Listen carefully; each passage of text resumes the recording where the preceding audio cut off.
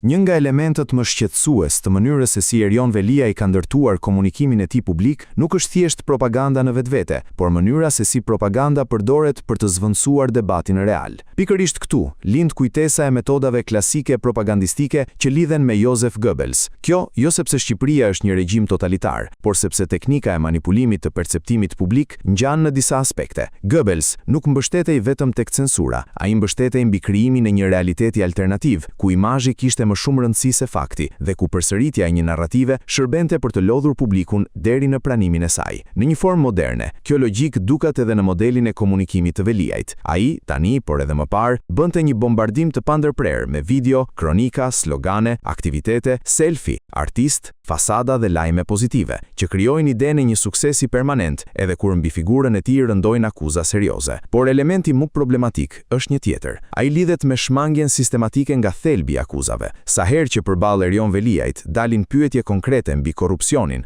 tenderat, lidhjet klienteliste apo mënyrën e ushtrimit të pushtetit, reagimi rrallëherë fokusohet tek faktet. Në vend të një përballjeje me akuzën, ndodh sulmi ndaj personit që e ngre atë. Kritiku etiketohet si armik, i dështuar, i motivuar politikisht, i paguar apo pjesë e një komploti. Kjo është një teknik klasike propagandistike, e cila operon me zhvendosjen e debatit nga a është e vërtet akuza tek kush e tha akuzën. Në këtë mënyrë, publiku shtyhet të merret me figurën e kundërshtarit dhe jo me substancën e çështjes, dhe kjo është thelbësore në çdo propagandë moderne, kontrolli i emocionit për të shmangur analizën. Një tjetër ngjashmëri është përdorimi i vazhdueshëm i spektaklit publik. Goebbels e kuptonte se propaganda nuk funksionon vetëm me fjalë, por me estetik, emocione dhe simbolik. Edhe në rastin e Erion Veliajt, politika shpesh shfaqet si event marketingu, kamera, montazh, muzikë, artist, imazhe optimiste dhe një atmosferë permanente feste urbane. Në këtë skenografi, kritika paraqitet pothuajse si pengesë ndaj progresit. Kjo bëhet edhe më e fortë kur në mbështetje të pushtetit përfshihen figura publike,